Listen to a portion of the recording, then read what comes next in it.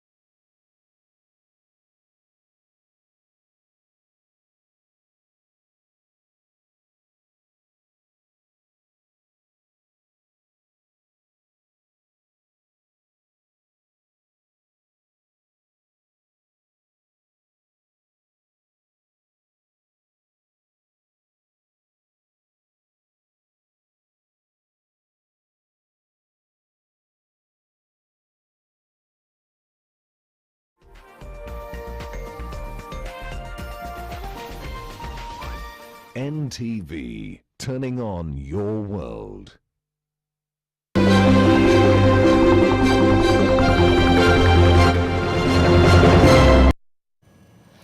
A very good evening to you and welcome to the Nation Leadership Forum on this 22nd day of October 2024. I'm your host, Smriti Vidyarthi. Now tonight we delve into a topic that's rapidly transforming the way we live.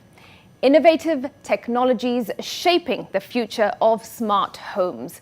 Brought to you by Collar. We have a distinguished panel with us today. I'll introduce them and I'll begin with the lady. That is Laura Collar, Chief Sustainable Living Officer at Collar Company. Beside me, Mushiri Waititu, a seasoned real estate entrepreneur and well-known figure in his industry. And also Andrei Lyubimov, Development Manager at Haas Consult Real Estate, with expertise in integrating modern design with smart technologies. Welcome to you all. Now, as we see a convergence of design, technology and sustainability in our living spaces, it is important to understand the direction we're headed in. So, Laura Collar represents a company with over 150 years of legacy in pioneering technologies that enhance daily living in our homes. Mushiri Waititu brings deep insights from the real estate market, understanding buyer behavior and emerging demands. And Andre, on the other hand, combines architecture and technology to design homes that are innovative, sustainable, and also functional.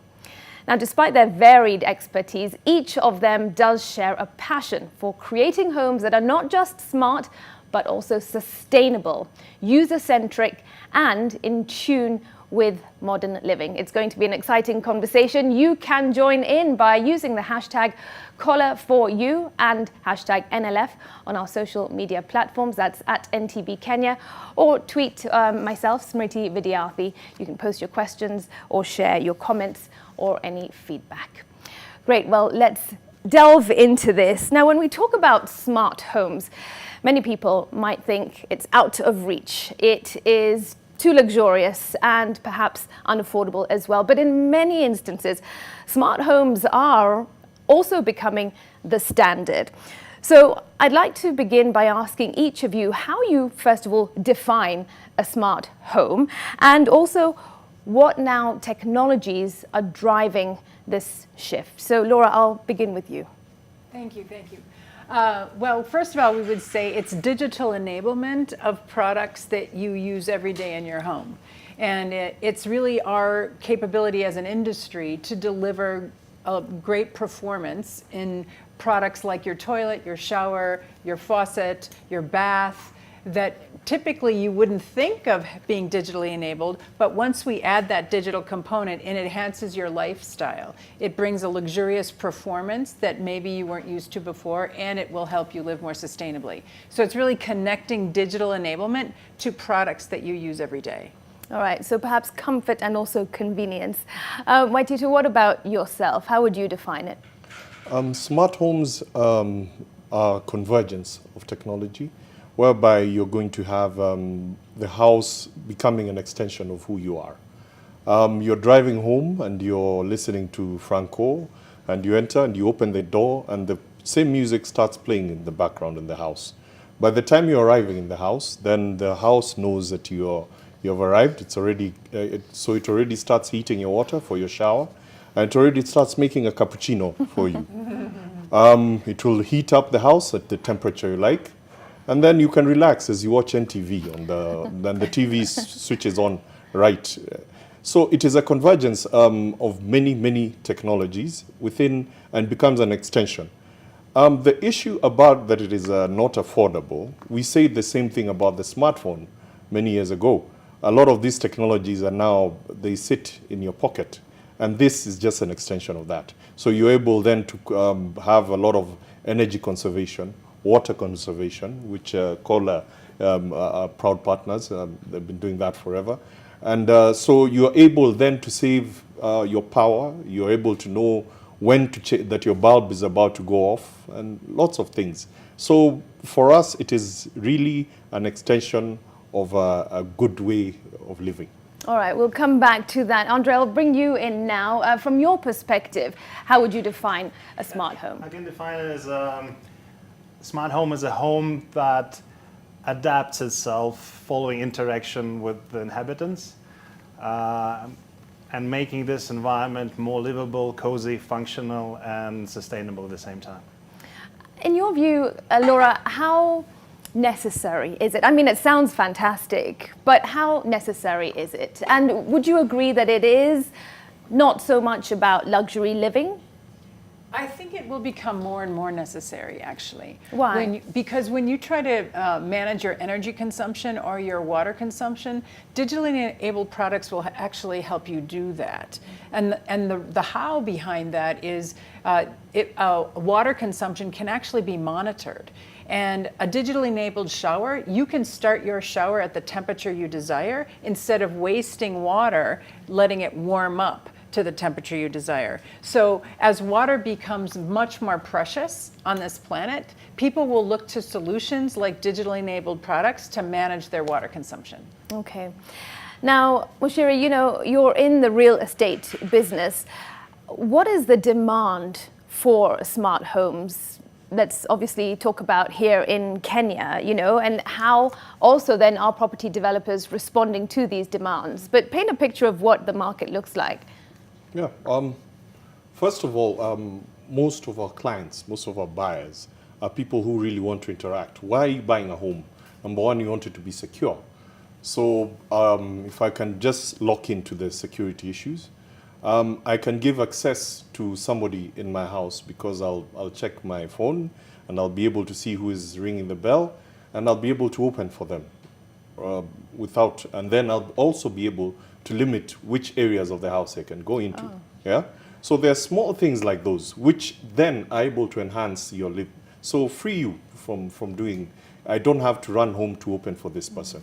And on things like water conservation, for example, there are apps today which can be integrated into the smart home system, which will then be able to tell you you're not in the house, but then there was water usage, what was happening. So it means there was a leak. So if there's a leak, where is the leak? Then you're able, so it will able then to tell you this is your consumption per month, and you're able then to tabulate it against what you're paying to the water provider, and things like those. Now these may sound like small issues, but then they add up. All those are small things that help you then to manage your monthly expenses. So from where you sit here in Kenya, is there a market for these type of smart homes? Huge market, really? Huge market. We are still, I mean, the average age for Kenyan today is 19. So these are guys who are switched on tech savvy. They're very tech savvy, and they are able then to appreciate these kind of interventions in their houses. And today it's not just, they're demanding for it. They'll ask you the hard questions, are you doing this, are you doing this? And you should, the house that you're doing should be able to integrate all these things from the word go. And are the property developers able to respond to these demands? Yes, I'll tell you, in our projects alone, we've been able to do two things. Everyone is aware of prepaid electric connections. We're doing prepaid water connections, for example. And so whenever you get water as you require, yeah, and you pay a token, and immediately then and then this also helps you to monitor so it's good for the landlord, it's good for the person who has bought the home, and at the end of the day, it's able then to control a lot of the headaches that come with livability in your house. Okay, Andre, now, yeah, sure. It's also important to look at smart home elements from landlord-tenant perspective, not only from the owner-occupier, because 80% of buyers of residential property in Nairobi are landlords.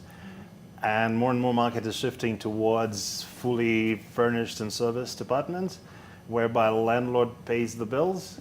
And for them, it's super important to have Monitoring. to have it monitored Yeah. and have smart monitoring of electricity and water. Okay, all right. Well, now my question comes, as much as we're talking about smart living and, of course, sustainability, but technology and the advancement in how we live, you deal with combining now architecture and also smart living. How do you manage some of those challenges and those homeowners who prefer the old style of an architectural design and home? It has to be tackled in the very beginning of the design process, and it shouldn't be architecture versus engineering. It has to be engineering led by architecture. Right. So whoever is designing the house needs to be mindful of the smart features that we would want to introduce. And yeah, if it's planned for from the very beginning, then it's fairly easy to introduce. Indeed, retrofitting is quite challenging, or used to be, because recently now most of the Internet of Things devices and smart home automation devices are becoming wireless. So now it's way easier than it used to be 5-10 years ago. But if somebody, for example, prefers a traditional looking house, are you still able, even at the beginning, to inject the smart devices so that aesthetically the house doesn't have to look modern, but it still has the modern aspects Oh to yeah, it? absolutely. So during the design process, we can find for some discrete location for sensors and equipment. And at the same time, there are, let's say, classically looking devices, and you can hardly tell that this is a Wi-Fi router, for example. Right. You think it's just a ceiling rose. Yeah, yeah. And when you're designing these, what would you say are some of the most common challenges that arise, and then how do you address them? Coordination is the biggest challenge, and best way to address is to have a single entity leading the process and coordinating everything else, rather than, I design the floor plans and then let the automation guys do their job. No, it has to be led by the principal consultant. Yeah. No, I would also Yes, interject, go though, ahead. that you can start simply. If you just want a smart shower and you want to put your toe in the water to really see what a smart device looks like, a shower is a great place to start, because you already have the cavity, the space of where your traditional shower was. You could put in a smart shower with the DTV or digital technology to experiment with what it feels like to use it to control your temperature, control your water consumption, and your time in the shower, as well as other features like music and steam and things like that. Right. So you don't have to actually engineer your whole home. If you wanted to do a piece at a time, that is possible. Okay, yes, you were going to say something. What is most important is to put the infrastructure in place from day one. So you have the skeleton, and then you keep building the smaller blocks from there. One of the biggest challenges is the cost. Right, I was coming to that. What happens, for example, to do a solar system, complete solar smart system? It's high on the capex, so the capital expenditure is quite high. But what does it do? It means that you're off grid for the rest of your, and you'll find that it pays you back in 5 years. So some of these things may be a bit more expensive at the beginning, but over the period of time, then you're able and then what it also buys is a lot of freedom. When everyone else is having blackouts, Right. you're the only one who has power. Can we get into specifics and talk actual numbers? Are you able to give some sort of a guidance as to how much, a smart shower might cost, or just any sort of example? Any of you? Yes. Okay, go ahead. Let me start with, say, a home security system. Setting it up will cost you in the region of for a 3-bedroom unit. You will set up a smart system for your security, which will be able to detect any activity, which will be able to then send you a message that somebody is at your door. It will be able to put on the lights when somebody is coming in. Such a system should not go beyond 50,000, 60,000 shillings. Okay. Yes. As the initial investment or the only investment? That's the only. If you, of course, it will ask you to have Wi-Fi, Right. and of course, it will need power. But that is the only investment that you will do. Okay. And of course, you need to load an app on your phone and things like that. Right, so you would need a smartphone, of course, to engineer this. Okay, so Laura, you know, Kohler, of course, is known for innovations in kitchens and bath spaces as well. So how is the company leveraging on this smart technology in the spaces? Well, one of our new strategies is really to focus on wellness. And it's this combination of taking an existing product like a toilet and figuring out how do you incorporate smart technology to drive sustainability, water consumption, but also actually have the user feel a sense of wellness. So we are doing that throughout the bathroom and the kitchen. The toilet is just one aspect of that, and whether it's a heated toilet seat, whether it's a bidet function, whether it is it's also a low water consumption device. We have actually integrated multiple features into these products. So that's what digital enablement allows, is to you to deliver a better experience for the person using the product. The same is true in the shower situation. You can have a wellness experience with steam. Right? Some people really need a steam shower. It's great for your skin and detoxifying, but you can also manage your water consumption at the same time and the temperature geared to you.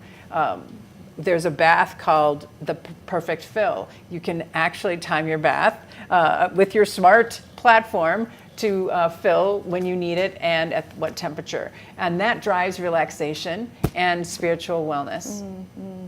I'm wondering, does this always work? I mean, what are some of the hiccups? Because with technology, of course, come challenges and hiccups. Have you experienced any, Andre? Yeah, I was lucky enough to be in the very beginning of the smart home revolution 20 years ago. Right. And back then, it was a luxury status thing. Yeah. And you would come to a client with a questionnaire of what smart elements do you want in your house, and they would tick all the boxes, and like 15 different lighting scenarios, and end up not using this, just turn on and off all the lights in the house.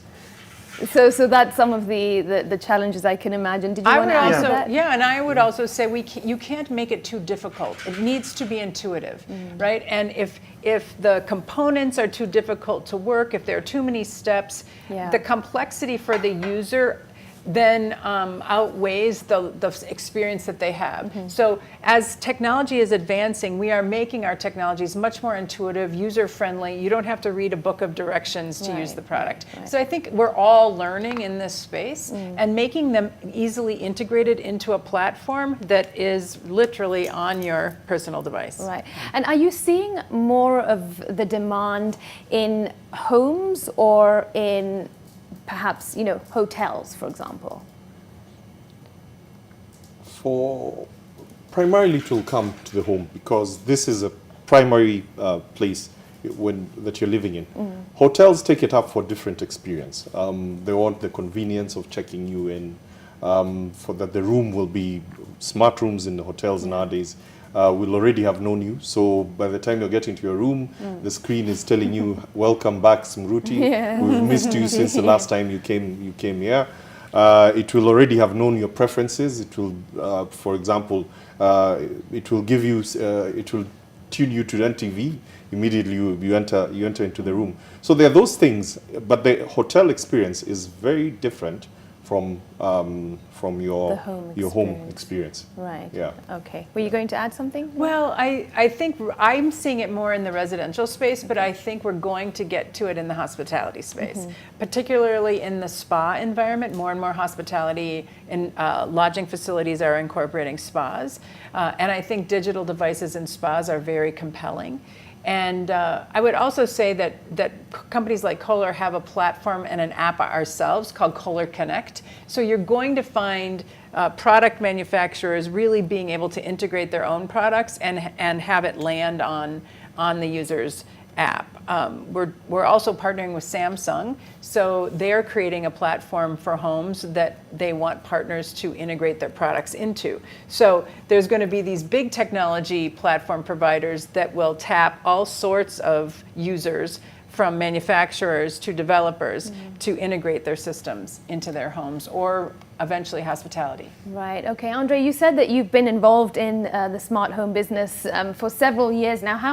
When did this begin actually? How many years ago? About 20 years About ago. 20 years ago. And how have you seen it change over these last 20 years? It's become exponentially more affordable, because back then it was owning a smart home was similar to owning a luxury yacht. Right, And wow. nowadays almost everyone can afford that. Oh, wow, okay. Smart light switch is only 50% more expensive than traditional light switch. Right, okay. And of course, I'm sure there's a lot of new technology as well over the and years. also home automation is becoming more and more AI powered and more and more intuitive, because back then you had to have an assistant who would help you with your smart house. Yeah. Now smart homes are learning from our behavior and adjust themselves. Okay. Like, for example, I have a hot water cylinder, solar hot water system at my home, and for me it's a headache to program it, so I just turn it off, turn it on, turn it off. Right. But imagine that hot water cylinder was AI powered, who would observe my behavior for like a week and then would program itself to be hot exactly when I need it. Yeah, gosh, interesting indeed. All right, there is still so much more to talk about, but at this point we've got to take a quick break. You are watching the Nation Leadership Forum coming to you live on NTV. We will continue this conversation about innovative technologies shaping the future of smart homes. Stay with us.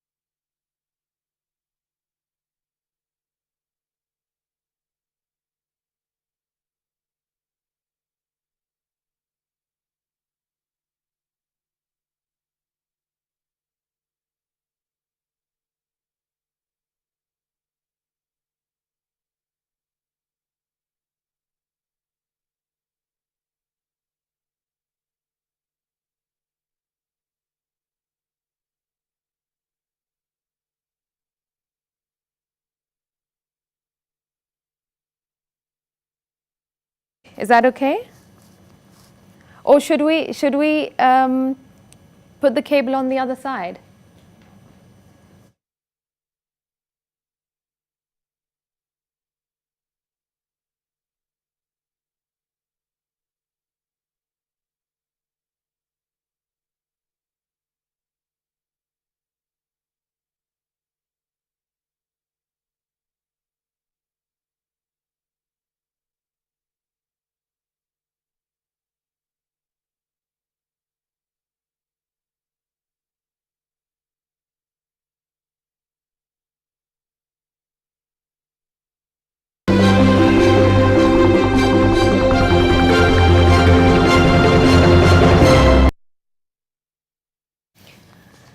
Welcome back to the Nation Leadership Forum. I'm Smriti Vidyarthi. Tonight we are discussing innovative technologies shaping the future of smart homes.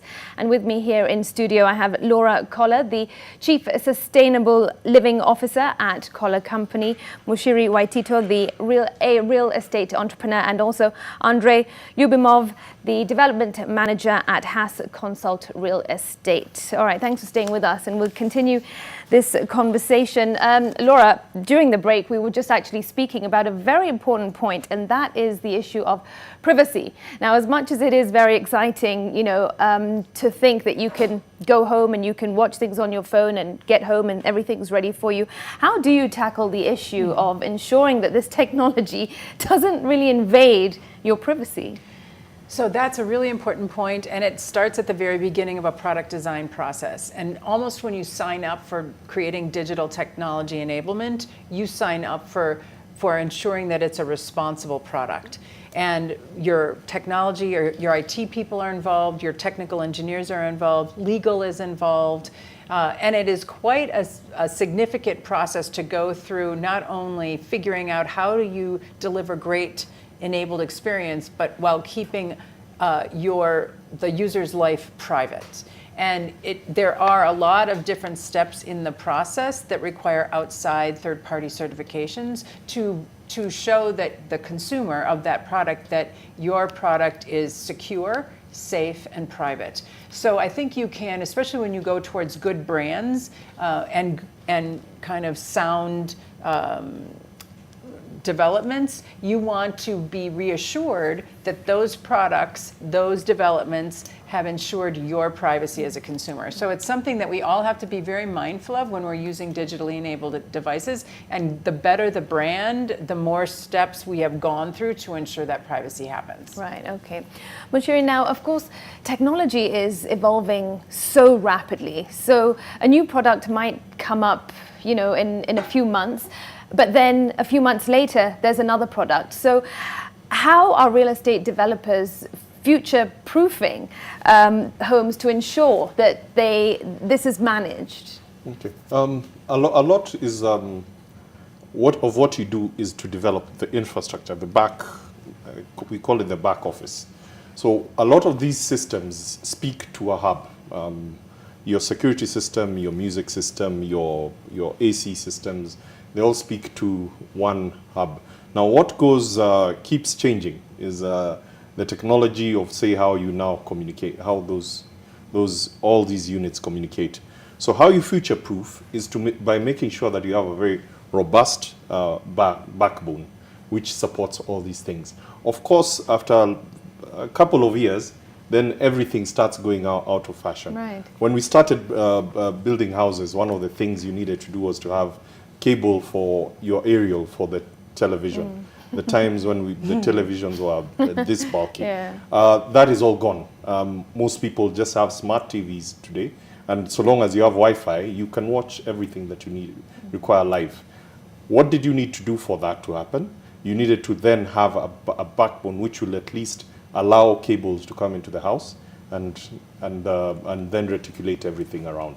So the thing that we are very, very careful to do is to have a lot of extra infrastructure to then be able to support any future new technologies which come in. Right, Yeah. okay. Andre, now on the issue of sustainability, of course, architecture plays a role when you talk about sustainability. How do you balance the integration of smart technologies in the home and the need for a sustainable home? Well, sustainability is leading everything else. Sustainability is a cornerstone. You can no longer afford yourself to be not sustainable. There's already so much damage done to our planet that to undo it will take a couple of generations. And from your perspective, are people investing in smart homes to be sustainable or just from a point of luxury and convenience? I think convenience comes first, and then sustainability in terms of reducing like energy bills, water bills. Right. And luxury it's no longer a luxurious item, it's an affordable item. Yeah. I think you're still getting early adopters, though. I think you're getting people, digital natives, right, who are very interested in enabling their homes. They have a curiosity and interest, a fascination with the ease of digitally enabled experiences. What I think it's evolving into is this awareness that that digitally enabled experience in your home can actually help you manage cost and usage of natural resources. And so, but it is a learning curve, right? We are all learning and going from very traditional unenabled product to really what can enablement provide us. We're going to make mistakes along the way. Privacy is one of those things where we learned we don't want cameras where we don't want cameras. Right. We don't want our voice recorded where we don't want to be recorded. So we learn that, and we put in, barriers to stop that thing from happening. So we're all learning, and I think sustainability is people are going to wake up to this fact that with a little technology, they can actually drive a significant reduction in their own footprint. And I presume that Kola is making that effort to educate people about the importance of sustainability when thinking about smart homes. Well, that's a great point. We have more sustainable attributes to our products than we actually communicate. And what we're realizing, 59% of all of our sales globally are sustainable products, and of those, smart is a portion of those. But all the smart products actually have a water consumption feature. We just have to do a better job communicating that feature. Right. What we tend to lead with is kind of the fun, the ease, the excitement of a digitally enabled product rather than the sustainability attribute. And I think we just need to combine both of those stories. Because I think the issue of sustainability, especially in this day and age, and also the issue of reducing costs is key. So at the moment, I can imagine a number of people presume that this is a luxury product, it's not for me. But if they are made aware that actually, yes, there is the luxury element, but actually, costs can come down, then perhaps they'd be more attracted to it. Andre, I also wanted to ask you, what does one need? What sort of a home does one need to live in order to include smart devices in their home? I mean, does it have to be a house? Can it be an apartment? Like, what might somebody need It can who's be a room. considering a room? Okay. Yeah, you can start with a 12 square meter studio and Really? introduce certain elements there already. Okay. All right. Before And it doesn't cost much. I mean, like the more hardcore you go towards sustainability, the more expensive it gets. But Right. like it doesn't have moving ahead, 80% of the journey takes something like 20% of the energy. Okay. I mean, All right. most every smart toilet is a low water consumption toilet by nature because it's electrically enabled. So you can do a lot with a flush with a low water volume because you've enabled that product. So that's the excitement of figuring out technology enablement. Right. Speaking of excitement, before I go to some questions from the audience, I'd like to just ask each of you, what is it that excites you the most? I'll begin with you, Moshiri, about smart technology. What product, for example, and why? I started using a cell phone when I was already working. My son uses a smartphone very intuitively. He'll know where, immediately he knew how to scroll through, and this is what is coming out. So we did some studio apartments about 5 years ago, and the young guys who were moving in, we had given them parkings and everything. They don't use the parkings. And when we went and interrogated that further, we found that they were investing more in experiences. So they don't want to buy the cars. Yes, the car will come one day, Right. but it is more about experience. He's able to use an Uber. He's able, so within this home, he's then able to do quite a number of things. He can order for his meals. He can order for his laundry to be picked up, and concentrate on the core things that he needs to do. So there's a lot which is coming in, which is making livability very, very exciting, and I think it's a way of the future. Okay, I'll come to you both in just a moment, but we've already got to take another quick break for the news highlights. Stay with us, we'll be back after this.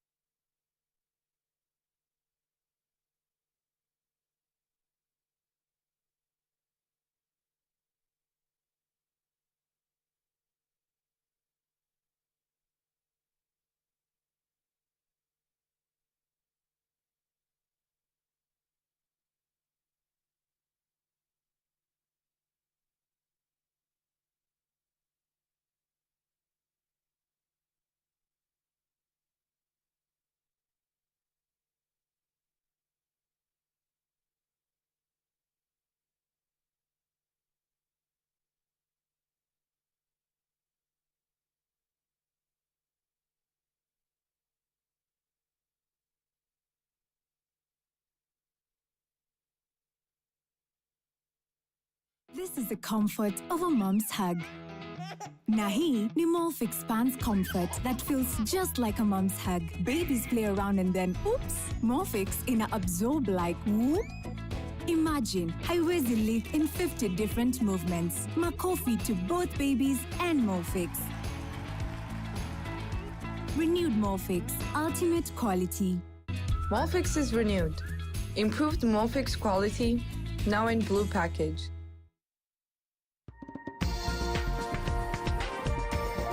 This is NTV.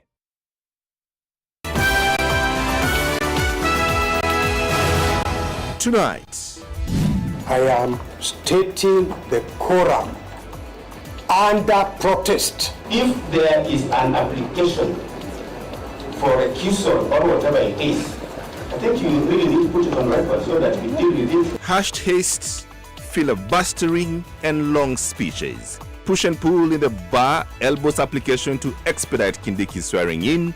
The substantive case is still yet to start. Also tonight, the petitions as consolidated fail and we have dismissed them. Piling pressure on thinning payslips. Court okays housing levy as it rules in favor of President William Ruto's plan. Plus, kuna watoto walikuwa wameachwa na mamake akaenda katika shughuli za siku za kujitafutia kibarua. Kuna ufumi, ile moto ilitokea kwa ajili ya kado. A gas cylinder explosion, a child lost, a community in shock and trauma. We tell you of the illegality in Nairobi's Mukuru Kwanjenga slum that has been attributed to this tragedy. And wale watu ambao wanataka kulima wakubali tu kusoma, tuwafunze, tunawafunza free, waanze kuona benefits za kupanda mbegu nzuri. Leveraging on communication technology to pull farmers. The Heartbeat on NTV tonight.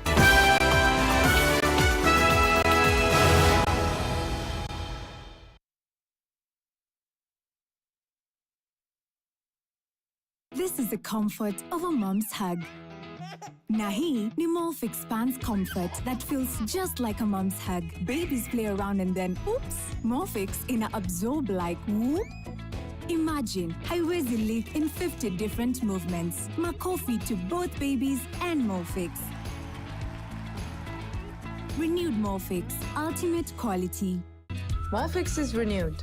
Improved Morphix quality, now in blue package. Every journey has its milestones, and each step you take reflects your confidence, resilience, and unwavering focus. And amidst the chaos, you've carved out your own path, defying the odds and inspiring those around you. You've overcome challenges and made your mark. Your story is a testament to innovation, leadership, and impact. It deserves recognition. Nominate yourself or someone who embodies greatness for the Business Daily Top 40 Under 40 Men 2024 title today. Visit top40.bdafrica.com to submit your nomination.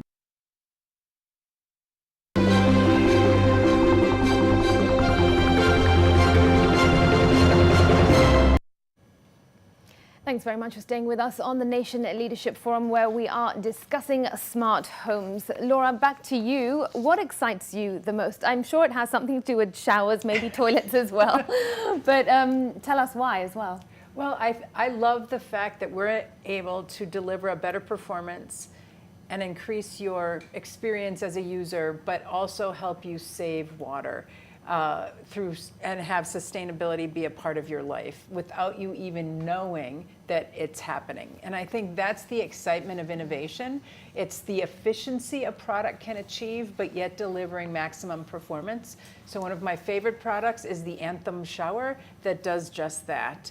It delivers amazing experience, but it helps you save water and set the temperature exactly to your preference. And when you're finished with it, you know exactly how much water you used, and you can feel good about your footprint. Right, okay. And Andre, what about you and your 20 years experience? You must have seen a lot. What's your preferred product and why? Yeah, I'm excited how affordable it's become, and that indeed each smart home technology nowadays at least has a certain sustainability component.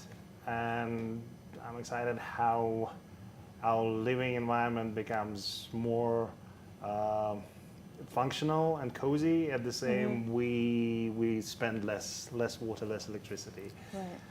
Are you able to give a figure with regard to a product and how affordable it is? I know we had an example earlier, but from your perspective? Smart light switches back then, you could buy a second-hand car at the same price as one smart light switch, because there was all like patented systems. Right. And if you go with this system, you need to buy all the accessories from the same supplier. Nowadays, it's all open-ended, and smart light switch is maybe 50% more expensive than not smart. And I think overall, you're going to find the good, better, best philosophy, right? You're going to find some functionality in the good price point, then best will have better, more functionality. So I think good, better, best is a good theory to hang on to when you're looking at that whole category of smart products. Okay. All right, let's come to some questions now. This is a very interesting one from Joshua. Mushiri, what do you think is the biggest hurdle in making smart homes more accessible to the average home buyer in Kenya? The average home buyer. Interesting one. First of all, from the top of my head, I think cost is always going to be the major hindrance. Yeah. But again, it is cost on capex. Once you're inside the house, then it makes it very, very affordable. Then the other thing is just the level at which then you're able to learn about what is it called, the learning curve.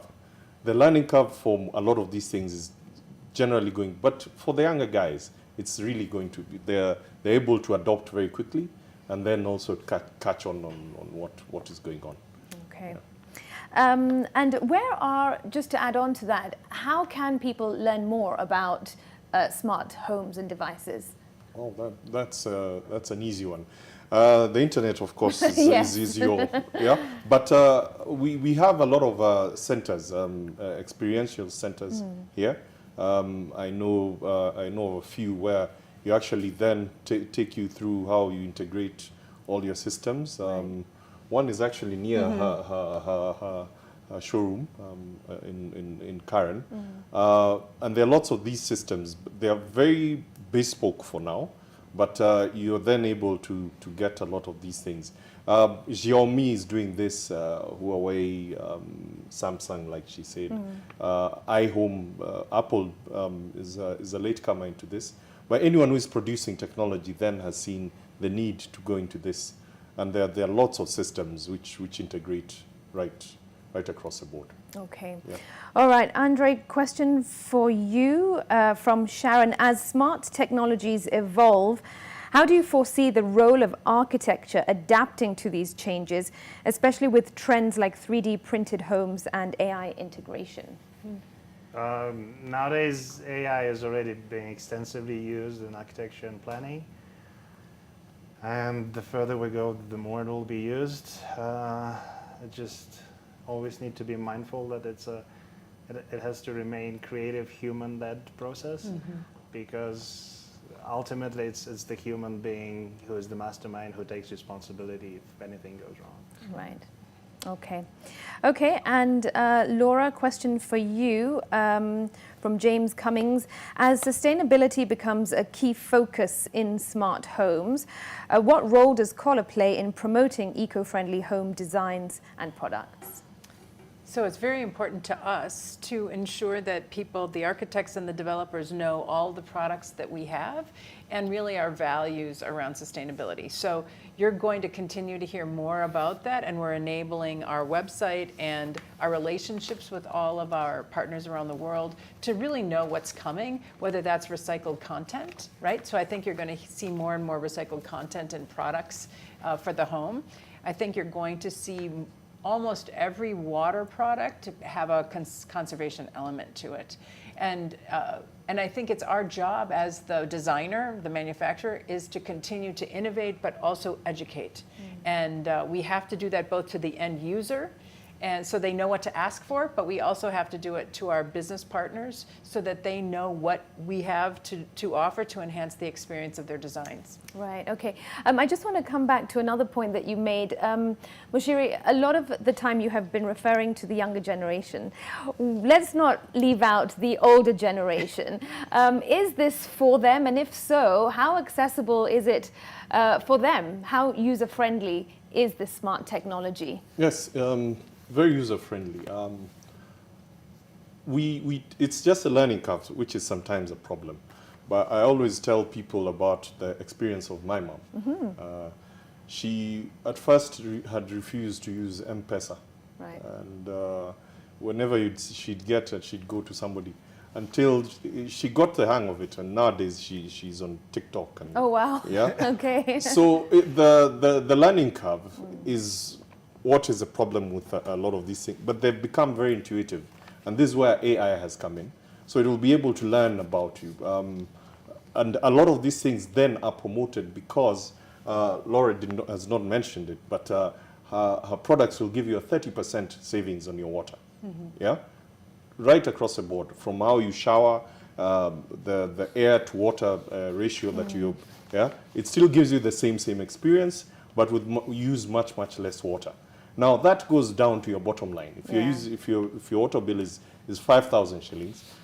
You save 1,500 every month. Right. So at the end of the day, that then is incentive enough for the older folk then to want to engage with smart homes. Okay. Yeah. So can I make one example of a great product that it's a smart toilet, and the lid will open as a person approaches. Mm-hmm. So if you're aging and disabled in some way, that toilet, it's a touchless experience for you.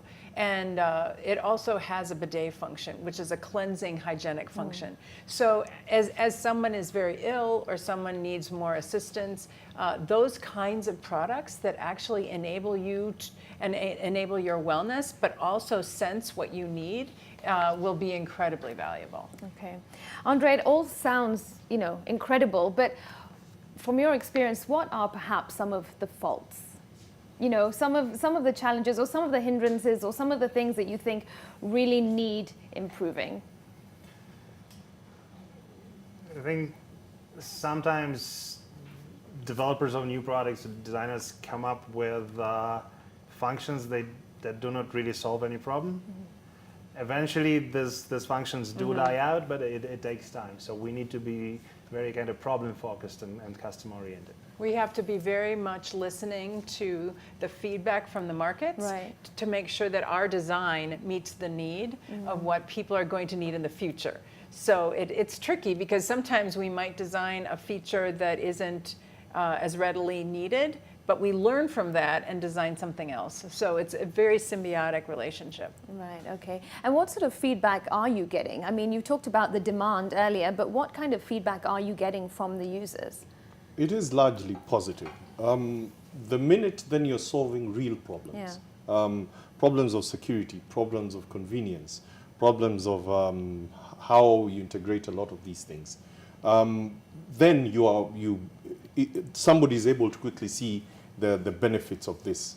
A few years ago, for example, like I said, when we didn't have smartphones, you'd not have imagined that a lot of things would be, that you can actually navigate your way through a place where you've never been by somebody sending you a pin. But this is there now.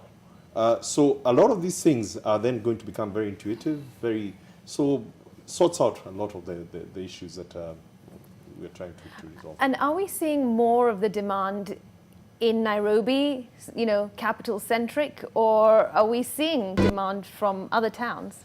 It's everywhere. Today, I mean, if I can get a Java in Eldoret, I can get, so all these things, the technology is being adopted right across the board. Why? Because it is bringing convenience. Yeah. Ultimately, that is what it is about, it seems. And hopefully more and more people will realize that it also is about sustainability and lowering the cost of living. So I'll just go around and get your final remarks, on smart technologies. Why do you think, It is a great idea. And what are your views about the future of it, Andre? It is a great idea because in the end of the day, it improves our experience and increases our productivity. We spend less time on supportive functions and we can focus on our core functions. The future is the systems will become more integrated and more AI powered. And yeah, your smart home will learn from what you do outside of your home. Right. Your car will hint your bedroom, and your office will talk to your TV. Wow. All right, it almost sounds quite scary, but I suppose that perhaps is the future. Laura? I think the future is integrating efficiency, cost effectiveness, sustainability, and wellness. And I think when we can, as designers and developers, bring that together to help people live more gracious, healthy, and sustainable lives, we've really made an impact on people. Okay, and yourself? Yeah, what is it that you want in a house? A house, at the end of the day, is an extension of you. And these smart homes are then able to learn who is Smruti, who is Moshiri. And they'll be able then to tailor themselves around your experience. And this is what is exciting for me in the future, that everything will integrate. I no longer have to do very laborious things. We already have robots which clean the house. I no longer, there'll be a machine where I throw in the dishes and they're cleaned and everything works. So I don't have to spend the time doing chores which have already been done by technology. Right. This is what is exciting for me. Okay, this is perhaps the future. All right, thank you so much. Does anybody have anything else to add? No. All right. Well, thank you all so much for your great insights into this truly interesting conversation. You've been watching the Nation Leadership Forum, and we have been covering the topic of innovative technologies shaping the future of smart homes. I do say a big thank you to Laura, Moshiri, and also Andre for joining us tonight on the Nation Leadership Forum, brought to you by Collar, and thank you for sharing your incredible insights. The future of smart homes lies in the integration, as has been said, of design, technology and sustainability, offering us homes that are more attuned to our needs, more efficient and ultimately, probably the most important, more sustainable. Thanks to all of you for watching and for your questions and comments on this journey into the future of smart living. I'm Smriti Vidyarthi. Thanks so much for watching. Do stay tuned. The 9 o'clock news is coming up next with James Smart.